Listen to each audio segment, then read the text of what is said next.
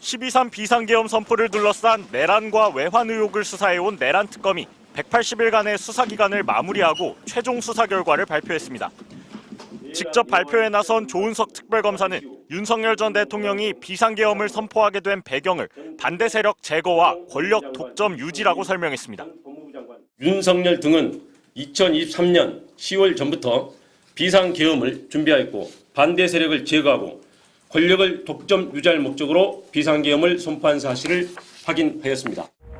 특검은 윤 전 대통령이 김용현 전 국방부 장관 등과 공모해 총선 결과와 상관없이 총선 이후 비상계엄 실행을 결정한 것이라고 밝혔습니다. 이를 위해 지난 2024년 3월부터 안가와 관저에 방첩사령관, 수도방위사령관, 특수전사령관을 불러 종북 좌파에 의한 국가적 위기 상황이라며 군이 나서야 한다는 입장을 반복적으로 전달했다고 설명했습니다.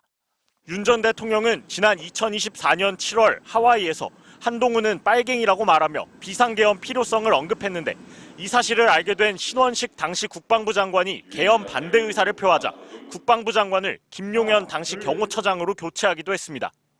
이후 야당이 제기한 비상계엄 준비 의혹을 일축하면서도 노상원 전 정보사령관을 통해 폭파에 능한 정보사요원을 선발하는 등 구체적인 실행 준비에 들어갔을 뿐 아니라 비상계엄을 2달 앞둔 10월부터는 북한의 무력 도발을 유도하려고 비정상적인 군사작전을 실행한 것으로 드러났습니다.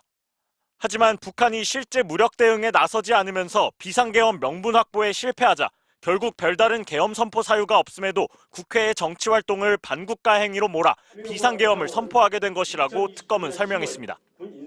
신념에 따른 것이 아니라 자신을 거스르거나 반대하는 사람을 반국가 세력으로 몰아 비상계엄을 통해 제거하려 한 사실을 확인할 수 있습니다.